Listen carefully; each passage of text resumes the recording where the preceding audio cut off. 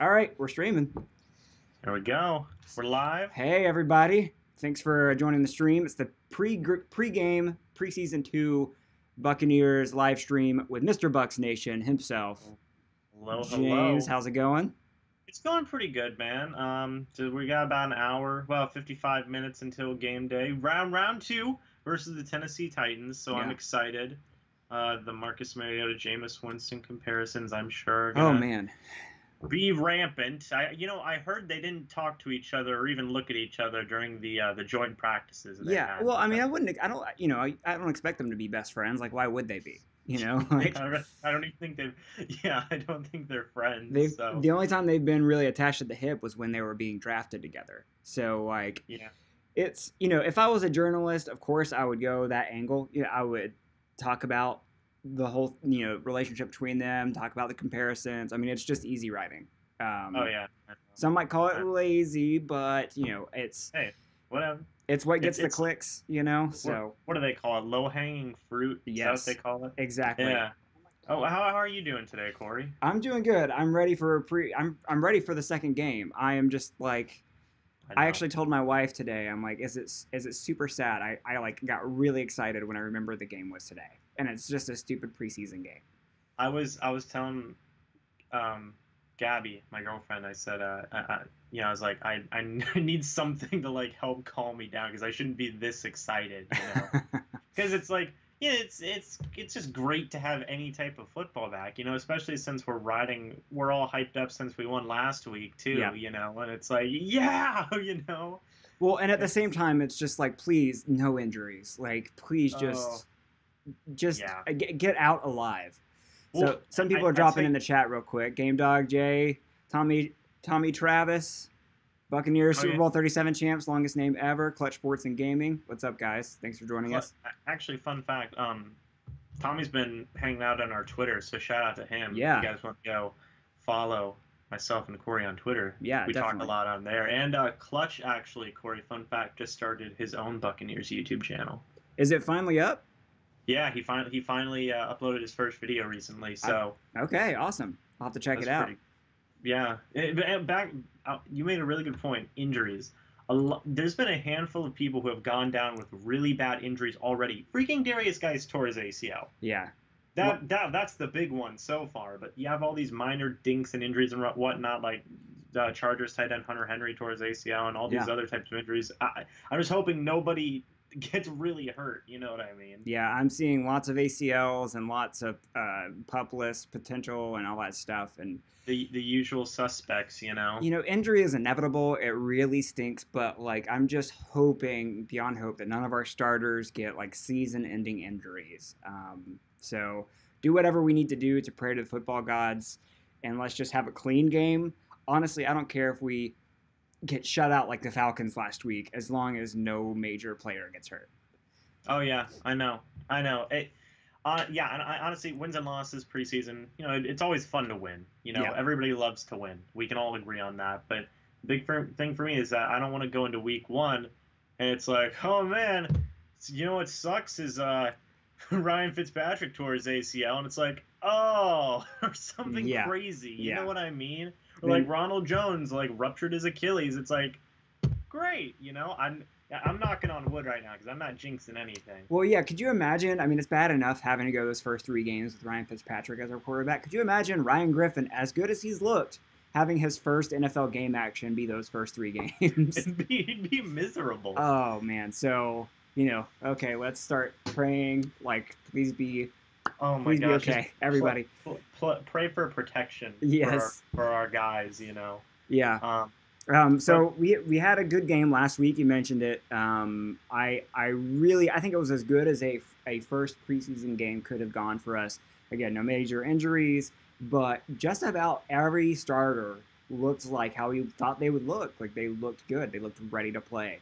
And I won't spend too much time on the first preseason game. But it is worth mentioning that, like, okay, they've set the bar. Now let's hope they kind of reach that bar at least for the second preseason game. And it'll be interesting seeing them up against different competition this time. And we can't really tell if it's better or worse because the Titans have a new head coach. and a lot of changes have gone on for them. But it has been encouraging, and maybe you can speak on this too. Just reading all I've read about the joint practices over the last week. Mm-hmm. All the Bucs pundits keep saying how good our wide receivers looked. Like they just looked like they dominated everybody, and I feel like that's super encouraging. Yeah, like what you said, obviously the bar was set last week, and consistency is something that has escaped this team quite a bit. Like to a very annoying level. You know, the Bucs sometimes just have a really rough time staying consistent. So that's the first thing, you know, you want to look out for is them being consistent. And then on like what you said, like, dude, if anybody in the chat's been on Twitter, I know me and you have seen it, Corey, just the wide receivers were just tearing up Malcolm Butler, Adoree Jackson. Like, they looked as good against the other team. Like, Deshaun Jackson, Mike Evans have looked as good against the Titans in practice as they looked good against us in practice. Mm-hmm. And that's a really good sign. Because, you know, everybody always makes the comparison of like, oh, well, you know, it's like, oh, well, Deshaun Jackson's having a great training camp, like one of the best training camps on the team, and then somebody will retort and say, well, it's against our own players. Let's see how he does against the other teams. And now he's killing other players, and it's like, this is wonderful. And keep in mind, Malcolm Butler and Adoree Jackson are no slouches. Adoree Jackson had a very nice rookie year, and Malcolm Butler is a Super Bowl champion. He played for the New England Patriots, was the best cornerback, arguably, for the New England Patriots the past couple of years. Didn't play in the Super Bowl. God knows why. A lot of Bucs fans wanted us to go out and get him. Exactly. Yeah. So now that you can see that not only are guys like this, and, you know, I get it, it's only practice still, but it's a different atmosphere because you're playing against another team. That's competitive. And players will say, you know, that's the closest thing to playing in a game.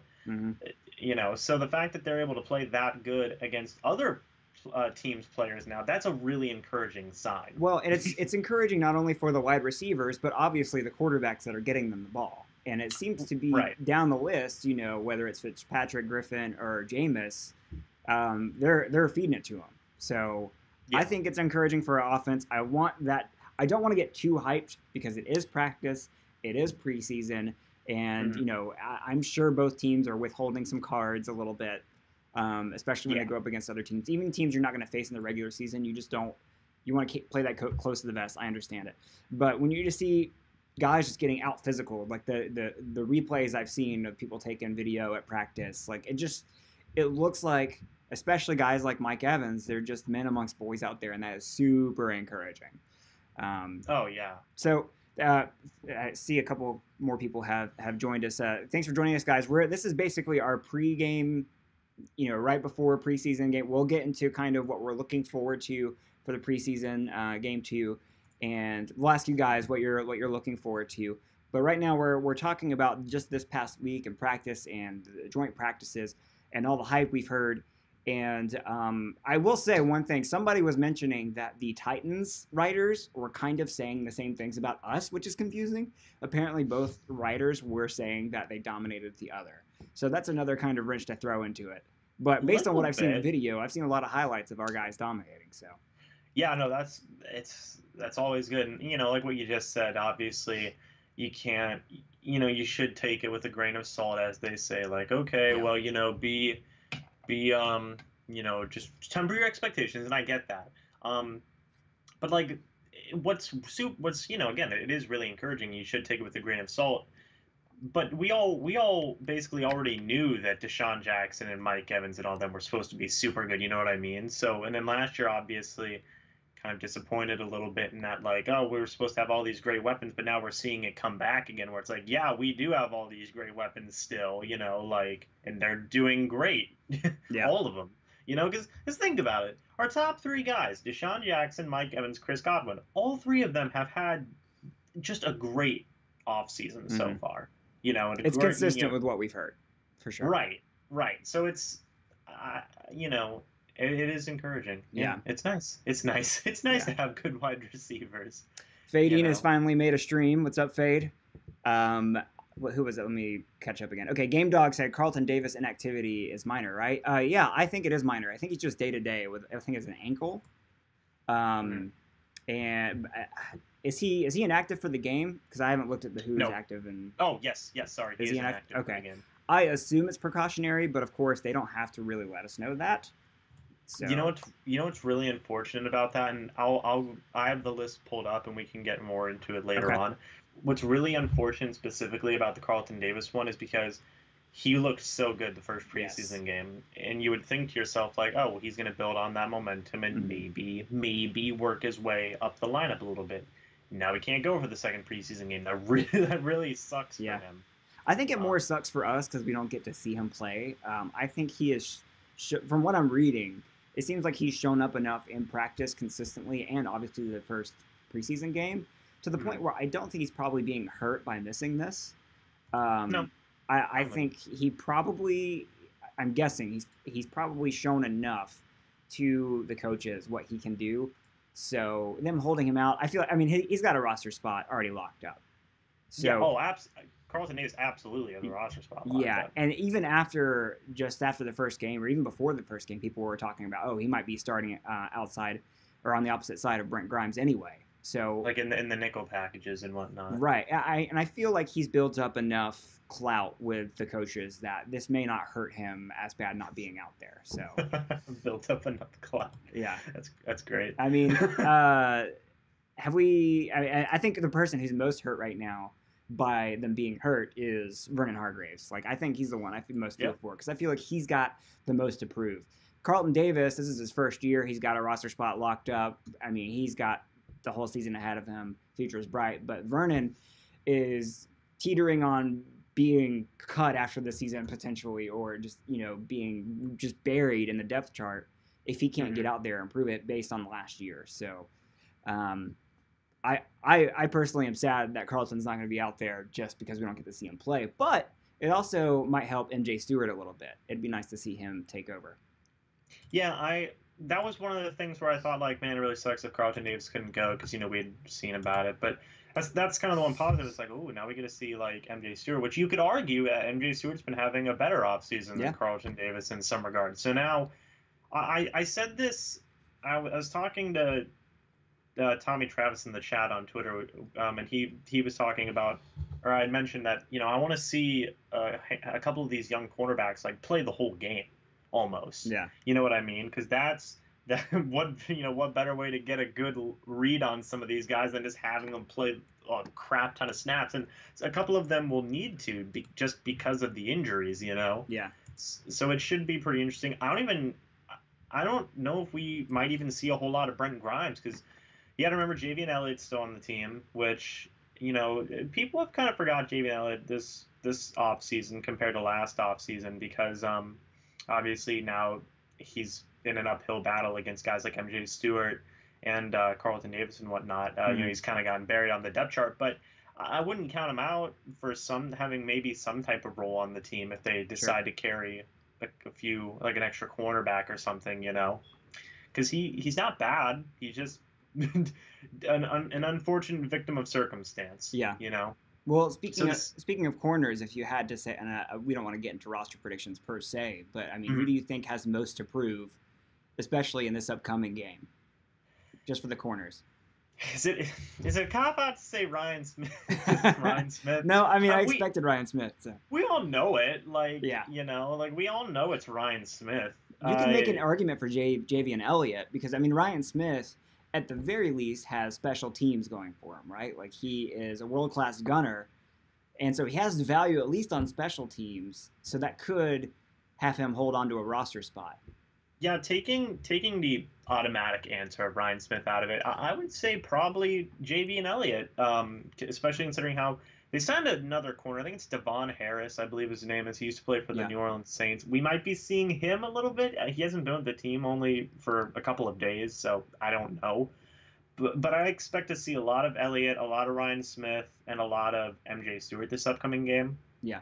And I think out of all three of those guys, MJ Stewart is probably the safest guy out of the three, because I was talking to, again, I've been talking to some people and they've explained to me like, oh yeah, the thing that sucks about Ryan Smith is that he always looks pretty good in practice, right? He always looks decent in practice. And from what I've seen, he doesn't look terrible sometimes, but then when it comes to games, he just sucks. Yeah, it's like Kenny Bell syndrome.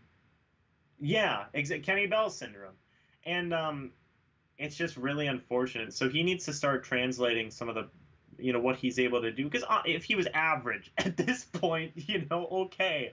Yeah. Because we'll take average cornerback play, but just sometimes I think it's a lot of it's mental mistakes. Sure. Yeah.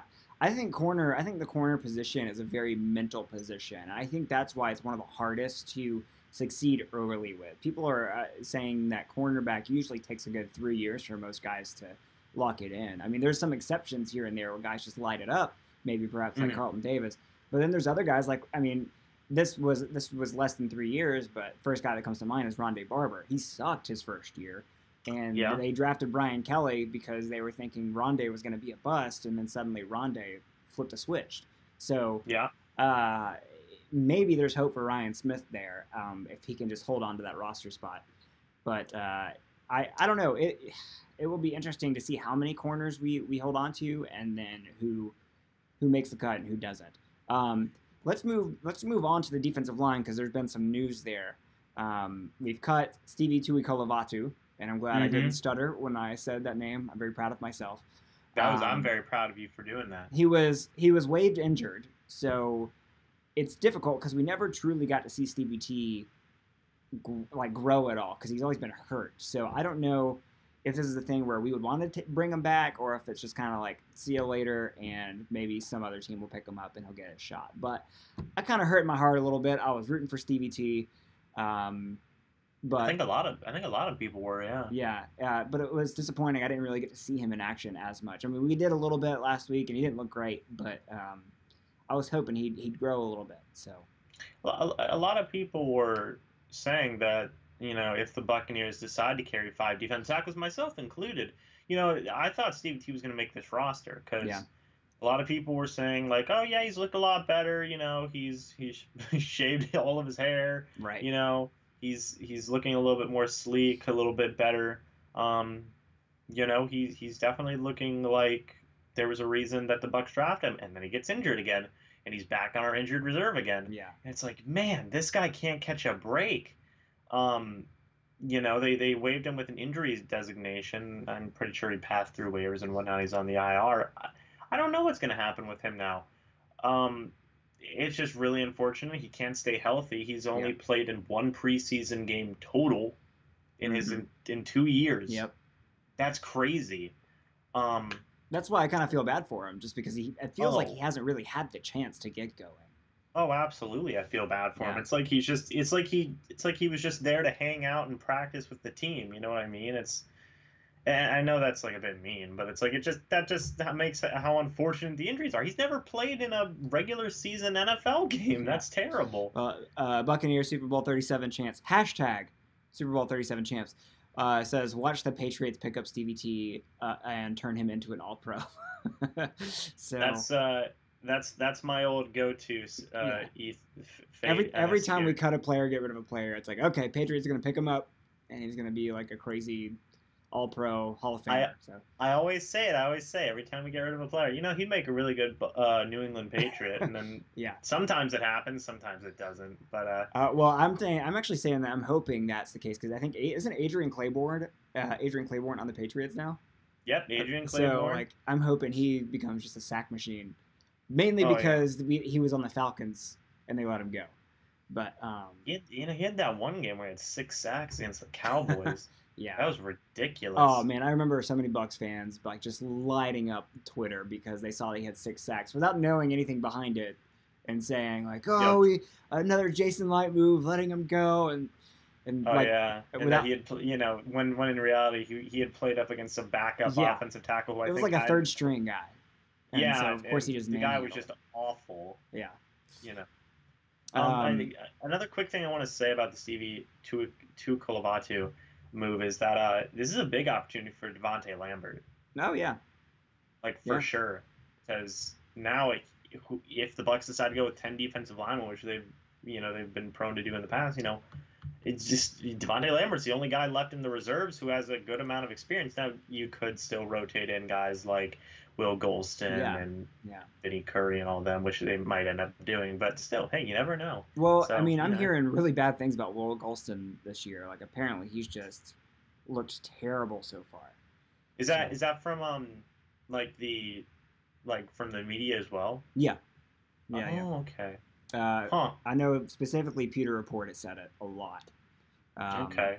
Apparently, Will Golston has just not looked like himself and has been. But I mean, he may default into a position because, like you said, if they keep 10, they might just lean into the guy that has the experience. So, but there's an opportunity there for Lambert to crawl in there. So, yeah. And speaking of defensive line and injuries, Vita Vea doesn't look like he's going to be playing today, right? Isn't he inactive? Yep, he is inactive. He's not dressing for tonight. Only defensive. No, sorry, Mitch Unrein as well. Okay. Both Unrein and Vita Vea are not playing tonight. Well, again, that's like both Unrein and Vea, I feel like, are still pretty safe just because, I mean, Vea's number one pick. We just picked up Unrein. I'm a little disappointed because I think this is the chance for Vita to really show that he was worth that first-round pick, and he's not showing up. I've heard a couple of things about how, like, there's been a couple of people who have already been saying, like, he's already a bust, and I'm like, no. All right, Yeah. All Bucs discussion is fine with me, but there's some stuff where it's like, come on. I wouldn't say he's already a bust. I do give a little bit of I can see the argument from people who are saying, why would you draft a guy in the first round that is not going to be a starter and a consistent win? Totally get that argument, but just because he was hurt, you can't predict injuries. I mean, it's like last year when New Orleans drafted Sheldon Rankins and he ended up getting hurt for half the year. It's like you can't just say he was a bust because he got hurt. So it goes into the recent Bucs drafting philosophy of, at least in the first round, best player available in their minds. They did it last year with O.J. Howard, and there was some retort to it, and now everybody loves O.J. Howard. So hopefully by next year, by the start of next year, everybody will love Vita Vea as much as they love OJ. Yeah. I think the drafting of Vita Vea was just a situation where the Bucs said, "Hey, we're in a comfortable enough. We think we're in a comfortable enough position where we can draft the best player we think's available. Yep. And we're gonna take him because." Why not? A lot of people say that's the best way to build a team is don't draft by need, draft by best player available. Well, and that's what we've done the last 2 years with O.J. Howard and Vita Vea. Now, some could argue that Derwin James was a better overall player than Vea, but, I mean, he dropped pretty far, so I don't think a whole lot of other teams agreed with that notion. So, yeah, I love the fact that Jason didn't just sit and wait for the draft to bolster this defensive line, and it's paying off. So it's great that we have those guys, and Vea has time to learn because it is a tough position to learn and excel at first season anyway. And there's no pressure on him like there was with Gerald to immediately show up and be the face of the franchise. And so it's like best case scenario for Vita Vea and, really for the Bucs. So yeah, I think now he needs to focus on just coming back healthy and just working his way into the rotation. I'm excited to see him come back, him and Mitch Unrein, because we're missing, 2 of our 4, what is touted as one of our deepest positions now, defensive tackle, and I'm excited to see a fully healthy Bucs defensive line because I think it's going to be a pretty scary thing. Yeah. For sure. That's something I'm definitely looking forward to. And speaking of which, I'm hearing a lot. I'm just hearing more and more about JPP, and I'm trying not to get caught up in the hype machine of a guy who could potentially be a double-digit sacker and the next Simeon Rice and all that stuff. But it's hard not to notice all the hype that's been circling around Jason Pierre-Paul, both how he has just been dominating the Titans and dominating against his own Buccaneers, but also how he's been like a coach on the sidelines to the other players and stuff too. Sorry. I love Jason Pierre-Paul. Sorry, I was just enamored with that. The first thing I wanted to say was on Twitter. I don't know if you saw the video that the Bucs released, but Jason Pierre-Paul absolutely destroyed Taylor Lewan. Yeah, saw that. He took his hand, he pushed both of Taylor Lewan's arms out of the way with one arm, and then he took his second arm and just took it on the back of Taylor Lewan's head and just pushed him down and just moseyed right on by. Yep. And it was like, oh my gosh. Keep in mind, Taylor Lewan is an all-pro, Pro Bowler left tackle, and he's the highest paid offensive lineman in the league right now. Fun fact. Yeah. That's ridiculous. Jason. There's there's a lot of hype behind Jason Pierre-Paul. You can't just cherry pick just one play. Like, so you have two elite players going against each other. One's gonna win, the other's gonna win as they go back and forth. But man, if that could happen just every once in a while, I mean, then we're a way better team this year than we were last year. You know, like we were so devoid of pass rush last year that seeing that is really getting me excited. Again, I'm trying to keep my emotions down on this, but we didn't see any of that last year, and we're seeing it this year, and I'm really keeping an eye on it during the preseason, even with our vanilla defensive packages, just looking at that defensive line, even when we rush 4, how well they're able to get past the offensive line.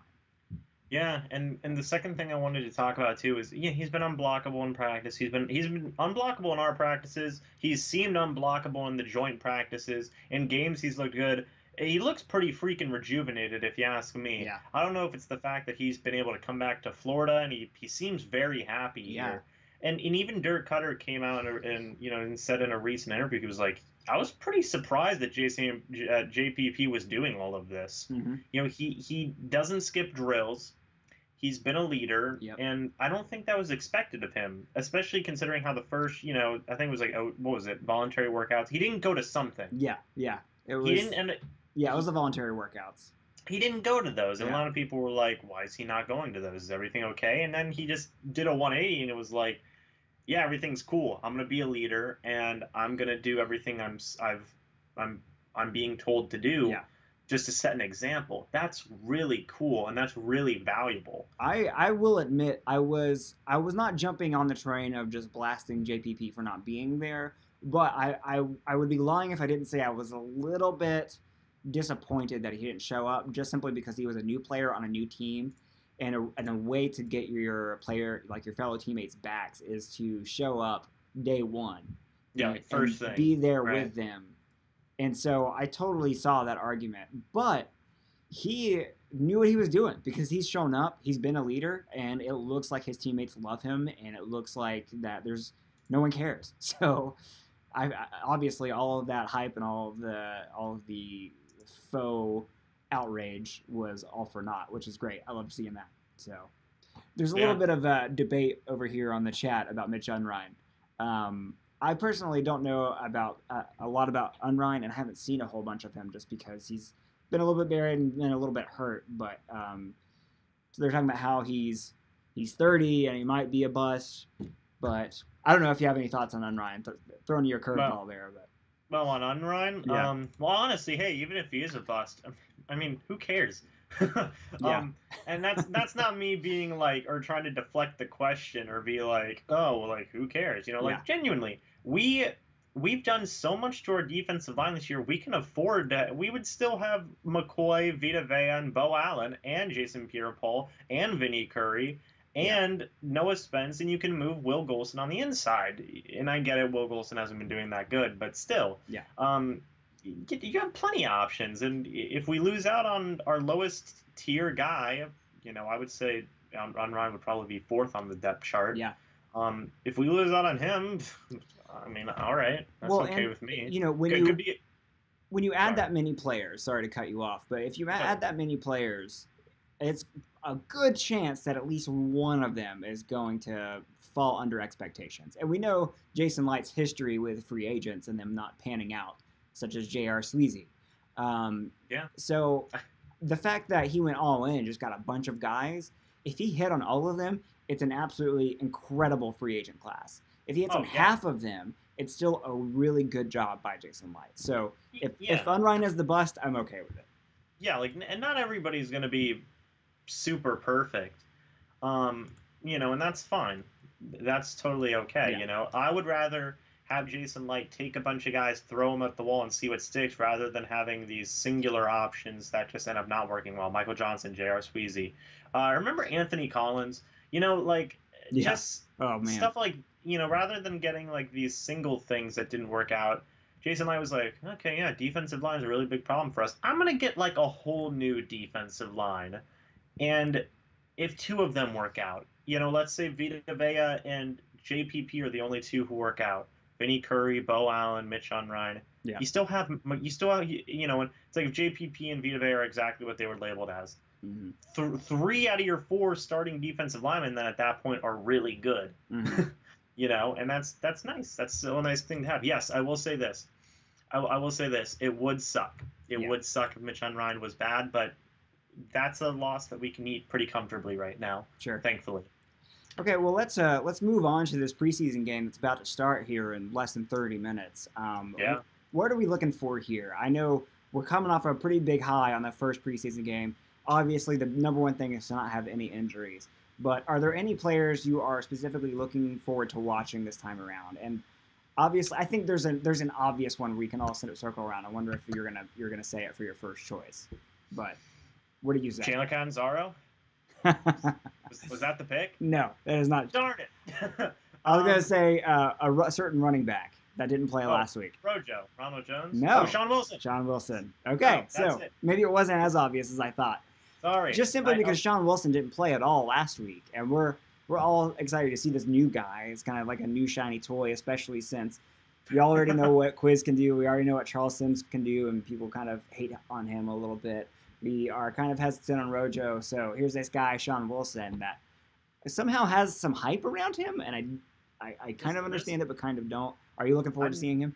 I'm never doubting, because in both of our comments sections I've seen, a lot of people are hyped up about Sean Wilson, and I'm never doubting our comments sections ever again, because this time last year, a lot of people were hyped up about a certain guy called Peyton Barber. Oh, yeah.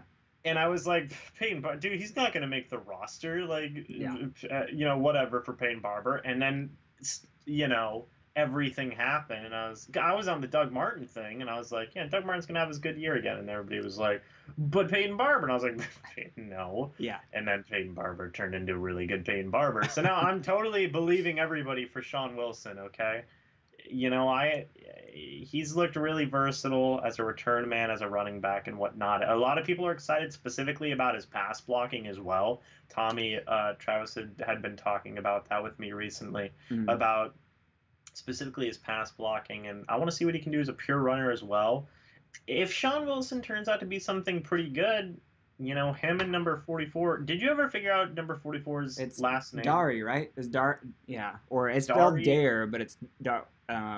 Well, Clutch Sports and Gaming even put it down. Don't forget about number 44, Dare or Dari. I think it's Dari. I still can't pronounce his first name. But... So you have number 44 Dari, who I thought looked pretty decent in the limited time he got in the last game.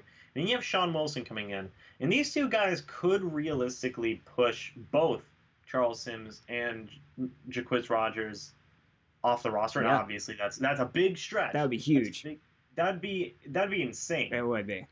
I don't think that's going to happen, but maybe one of them, maybe one of them can push off one of them, you know what I mean? Yeah. And worst comes to worst, one of those guys ends up on the practice squad and the other one makes the roster or something. I was just about to say, I could totally see a scenario. Well, simply just because I think Cutter really leans into guys who know his system. And that's why you see guys like Jaquiz Rogers still on his roster.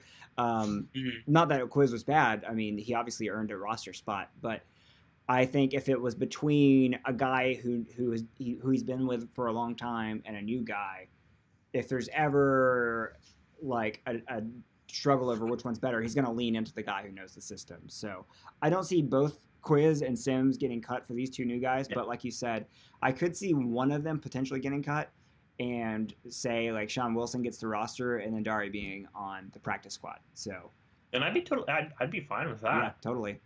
That'd definitely be pretty nice. I really am sick of people trying to tell us to draft a running back in the first round. So I would love for one of these undrafted guys to just step up and just be a world beater. But have like a new age Arian Foster or something. Yeah, exactly. But can't ask one for thing I wanted to tell you real quick, Corey, is I wanted to, if I can, say the list of the players who aren't playing tonight. Oh yeah, go for it. Let's go for the inactives tonight. So Josh Robinson is not playing. Vernon Hargraves, Carlton Davis, Vita Vea, a lot of corners Kendall Beckwith, right? So a lot of corners. S. Salmon, linebacker. I think it's Salza or something. Yeah. Devontae Bond isn't playing, which is that one. Leonard Wester, Cole Bouger, Cole Gardner, Bobo Wilson, and Mitch Unrein. Why is Bobo out? Is he still hurt? I think he tweaked something, didn't he? Yeah. So there's a lot to take away from that list. There is a lot to dig into that. I'm glad you brought that up. Yeah, there's a lot. I'll let you take the floor on that one. Shoot. Okay, so number one, I mean, we've been hearing throughout training camp kind of the secondary has been banged up, and that's why you've seen Whitehead come in and play nickel corner and stuff like that. So, and Justin Evans too had to come in and play nickel corner. Yeah. So I feel like I may be copying out on the bigger ones, but the first thing that jumped out to me was the fact that there are so many corners who are hurt, and that actually hurts guys like Josh Robinson who are fighting for a roster spot, because that could be his opportunity to show what he's got, and that I feel like that hurts him. And then we've mentioned Hargraves before, how he really needs every opportunity he can get, and he's going to be out. So that was the first thing that stood out. I think definitely Bobo being out really stinks, because he's fighting for that last wide receiver spot, and he's looked really good so far. Yeah. And this could have been his game to really break out, and that's unfortunate. Bobo, I thought, was a big one, because out of all the people I named, I saw Bobo Wilson on it at the beginning of the stream, and I was like, oh, I wasn't expecting that. That provides a big opportunity for Freddie Martino and Bernard Reedy and Justin Watson now. For sure. Because, arguably the guy who is the leader out of those four isn't going to be in the entire game. And you got to assume that, they're going to be using the backups a lot. Mm-hmm. So I expect to see a lot of Justin Watson, who's looked good, and a lot of Freddie Martino and Bernard Reedy. And, if one of them comes out and has a really, really electric game, even Sergio Bailey, we cannot forget about Sergio Bailey either. One of these guys comes out, has a really nice game. And Lampman, maybe? I don't know. Yeah, Lampman, Irvin Phillips. Yeah. It seems like all of our wide receivers have been looking pretty decent. Yeah, for sure. We are super deep at wide receiver, that's for sure. And it stinks for Bobo just being out for him, but you're right. It does give great opportunity for those other guys to come in and shine a little bit. So, and also remember, these guys aren't just fighting for a Bucs roster spot. They're auditioning for other teams in these games. Yeah. So the more rosters. Yeah, exactly. So the more exposure they get, the better for them. So that is good for them. There's an insane amount of roster turnover after the 53-man rosters. Like the final cuts are not final. That's 100%. Yeah. Like they're not final. So these guys, they're missing out on these opportunities. Especially guys like Wilson, and maybe Robinson. I think that both of them will probably make the roster, but you never know. Yeah. So if let's say Sergio Bailey just completely has another great game like he did last game, you don't know. One thing I wanted to point out, it's very concerning. Again, we're without a good chunk of our second tier offensive line. Yeah. We're out. That is concerning. We're out with Cole Gardner and Leonard Wester and Cole Bouger. Yeah. Which I like. I think you'd have to assume that all three of those guys would at least be second stringers. I mean, Wester for sure, and maybe Gardner. So that's going to be unfortunate, especially with Jameis behind the second string. Right. I mean, I was really scared for him last week, and it's going to happen all over again this week. Just having to play behind that line. And another thing too is Ronald Jones needs to show he's got something. And you never know. We might be at the end of this game, or maybe even by halftime, and Dirk Cutter had rotated Rojo in with the starting offensive line. That's what I hope to see. But one would think he would get a majority of his reps behind the backups. So. Yeah. No, I'm really hoping that I just don't want to see anybody get hurt, because we're having some offensive linemen again. They might be playing out of position, which would be really unfortunate. We have signed a couple of guys like Jerron Jones, and there's a right tackle we signed as well, and now they've had a little bit more time to get incorporated in the team, so I'm sure we'll see them. Yeah. But it just really sucks. It's like, man, we're losing out on some really on a couple of experienced backup deep offensive linemen, and that's going to affect the running back play for sure. Ronald Jones, Sean Wilson, number 44. Those are three guys who needed to come into this game and show, like, hey, we can do stuff. and fight for these potential rotational starting reps, and it's going to be a lot harder now. So is there anything else about the inactives that stands out for you? Devontae Bond. Yes. Man, I really feel bad for Bond. He just cannot stay healthy. He keeps on getting dinged up. Yeah. He's definitely suffering from, kind of like the same type of thing Stevie Tuilamote is, except he made, Bond's been on the roster. Yeah. And he thankfully he hasn't had to resort to the IR or anything. But what sucks about it is, again, it's a pretty close-knit battle for that backup linebacker spot for Jack Sitchie, Riley Bullough, Nigel Harris. Yeah. And you got to assume maybe the Bucs only carry 2 backup linebackers because they like having and Darius Taylor. Yeah. They like having really versatile linebackers who can play all 3 linebacker positions, and Darius Taylor has shown that he's pretty much a safe bet because he's very versatile. And now Devontae Bond loses out on some pretty crucial time to win over the coaches and say, like, hey, I'm a very versatile guy. Look what I can do. So now it falls to guys like Riley Bullough and Jack Sitchie to show that, they can do some stuff too. And that might sway their opinions and make them think like, oh, we might not need Devontae Bond as much. So it really sucks. It really sucks. It does. It really, because even before we drafted Beckwith, Bond showed a whole lot of promise. So I thought he was going to be like that third guy on the linebacker core to be alongside Levante and Quan, and he just has not been able to stay healthy. And we drafted Kendall Beckwith, and I mean, he just came out of nowhere, and I feel like that was because Bond was hurt, and he's just losing opportunities. So I kind of feel bad for Bond there. But we've got about 10 minutes left here, and I kind of asked this question before, but since we're nearing kickoff, what are the things, and it can be players or just overall schemes or coaching, anything, what are you looking forward to the most? What are you focusing in on coming into this preseason game? Is it blocking? Is it tackling? Because that's been an issue.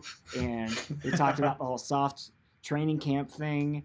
And or is it, the refs and the penalties? Like, what are you going to be focusing in on? Honestly, I don't really care about the refs and penalties because there's just no point. It is what it is. There's no point in getting upset about it anymore. Whatever happens, happens.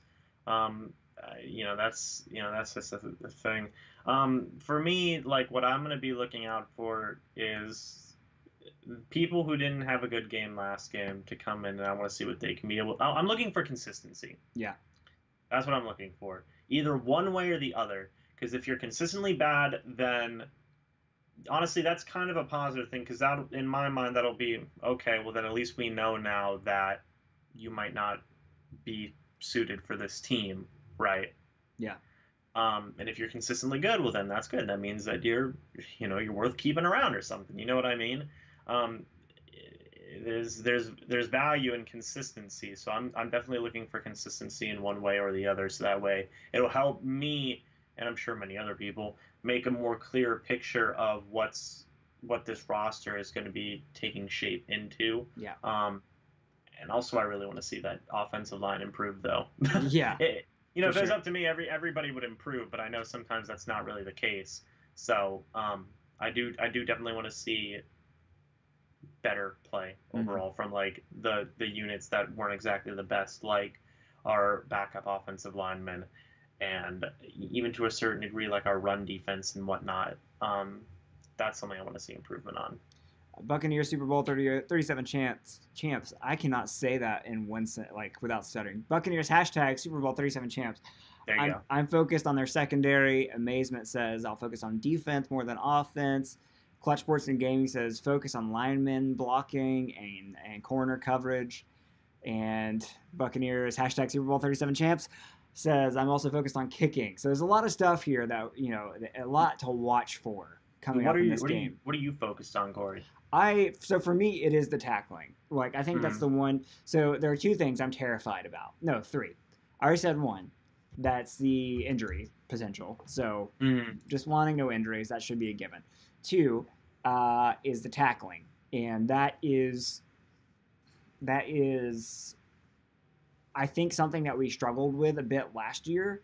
And I'm seeing it happen this year. And I'm wondering if it's going to be just a constant throughout Dirk Cutter and Mike Smith's tenures. It's poor tackling? It's poor tackling, yeah. Yeah.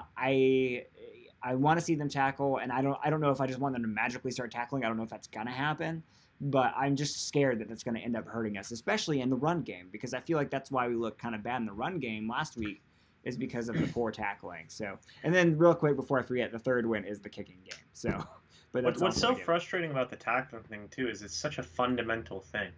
Oh, it's to me it does come down to discipline, and it comes down to just the base. That's the basics, you know. Yeah. Well, and if there's one thing, and there really is only one thing I miss from Greg Schiano's time in Tampa, is doggone it, the team they were disciplined. Like, they had fewer penalties and they tackled well. And I don't know how you get a team to do that without having a dictator as a coach. Like, I don't know what the balance is, but ever since Schiano, we've had a pretty poor tackling team. Obviously, it was the worst under Lovey, but it's gotten slightly better, maybe because we've had better players under Cutter and Mike Smith, and the penalties definitely have gotten better. But that was because Dirk Cutter made a point in training camp to focus on penalties, and we saw it decrease. Whereas you have these training camps, and these guys aren't hitting each other. So I hope they're working on the pads and other forms of, like, going through the fundamentals of tackling and stuff. I just don't know because I'm not there. And that's what I'm concerned about, especially after that first preseason game. Yeah, it's definitely something to look out for because, again, I thought it was a big problem last year too. Well, there were some games where the tackling was just atrocious. Yeah, we couldn't tackle anybody. So that's definitely something moving forward. And again, I don't know what it is. It's hard to get a good level of likable coach and then a good amount of discipline. You know what I mean? Well, you have guys like, I think Tom Coughlin found that balance, whatever that is. I mean, Tom Coughlin was Greg Schiano before they threatened to fire him, and he finally loosened up. And suddenly he had teams that were disciplined where they actually liked playing for him. So whatever that secret sauce is, I want it. I don't know if that's just too much to ask, but one other thing I'm looking for, I think, consistency definitely, but I think to kind of stretch out the whole consistency thing is, okay, we have Todd Monken calling plays in the preseason. Right. I want to see. So last week we scored on our opening drive, right? The Bucs went and they marched down the field, scored a touchdown. I want to see that again because that was a big thing for us last year. Is we just slow starting, could not get into a rhythm until the late in the second or the third quarter, sometimes the fourth quarter. So I really want to see them as soon as they get the ball march down the field and score, whether that's a field goal or a touchdown. We would just come out flat for some of these games where we just wouldn't get going until either after a first quarter, after a first half. It just sucks. So I completely agree with that 100%. And I also would be lying if I didn't say I want Jameis to look better than Mariota. Oh, yeah, absolutely. That's just I don't like comparing them. I actually like Mariota a whole lot, and I hope he does super well. I like both quarterbacks. That's the thing. People have turned it where you have to be one or the other. I want them both to succeed. I want them both to play each other in the Super Bowl because I like both quarterbacks. But honestly, if I'm honest, when they're playing against each other, I want Jameis, especially now when he's got so much hate on him, it would be good for him to look better than Mariota. Oh, yeah. I did hear something a little unsettling. It was the last thing I heard from the joint practice was there was one bit where they did like a simulated red zone thing and whatnot. Yeah. And it was the Titans offense versus the Bucs defense, and the Titans offense just completely destroyed our first string defense. Like, destroyed them. So that's a little unsettling, but hey, whatever. I don't know why, but subconsciously I always this is just pure bias, but I always sit there and think like, oh yeah, Marcus Mariota, that freaking selfish guy. Look at him, he's so smug. And I do it purely because we have Jameis Winston. Yeah. But I don't hate Marcus Mariota. He's fine, but I do want Jameis Winston to just come out here and just shut up a lot of the hate he's getting. Right. Totally. Marcus Mariota is like salt of the earth good guy. So. Again, a lot of not for the off-field stuff. The off-field stuff, that's a completely different topic. It is. You're right. the on-field is what I'm talking about. I can't stress that enough. The on-field stuff, because now people have started to take the off-field criticism and bleed it into the on-field criticism and say, well, is James Winston really that good of a quarterback? Right. Because of the stuff that's happened on the off-field, and they're trying to mix it together. Yep. It's two completely different things. And the on-field stuff, Jameis looks fine. He looks fine. Mm-hmm. So I really want him to come out there and show people, like, you guys know I'm not that bad of a quarterback, right? Right. Because they're like teetering on the line of labeling him a bust. Well, and Brian Gonzalez in the chat room brings up a good point. Off-field, Jameis does more for the community than a lot of other players. So it's you take this one incident and maybe you combine it with the others. I mean, you can't ignore the bad things that he's done, but also you can't ignore the good things that he's done. Really by his own volition, and like he is active and doing good things, especially for kids. But anyway, I don't want to get into that snowball of talking about Jameis off the field. It's a mess. Going back to Mariota, and we can wrap things up here in a minute. But one thing I want to see our defense do is not let him run. I think one of the most proud I've ever been of our defenses was in 2002 when the Bucs defense stopped Michael Vick. Now, Mariota's not Michael Vick, but I feel like it's been a very long time since I saw the Bucs really clamp down and take out a running back or a quarterback that could run and force him to throw. Like I want us to have the pressure on him. I don't know if we spy Quan Alexander or whatever it is. I just don't want to see Marcus Mariota run for 50+ yards on us this game. Mm-hmm. So that's one thing I'm definitely going to look out for, especially on the defense. So anyway, all in all, even if we look terrible, no injuries. That's the thing we're praying for. So I would hate for us to come back here and talk about the next preseason game. Like, well, we got blown out. But there's always hope with that third preseason game. So that's when all the starters are there. So hopefully everybody will be healthy for it. Yeah, that's true. So it should be fun. It should be a lot of fun. All right. Well, the game is about to start, so I'm going to wrap it up. Just to let you guys know, James will be on his channel. You're going to be on halftime too, right? Halftime and post game. I think I'll be on halftime for about 10, 15 minutes, and then I will for sure be doing something post game. So jump into James's channel at Mr. Bucs Nation during halftime, and I'll be in there. We'll chat about everything we just saw in the first half, and then post game as well. And if you're really into kind of Bucs content, I know What the Buck is going to be streaming during the game. So I don't know if we're going to be doing that on YouTube or just Mixler. So you might have to look that up through his Twitter or whatever. So What the Buck during. So there's a lot of stuff to do, guys. I like kind of the community, us watching the game together. So it's our busy season. It is.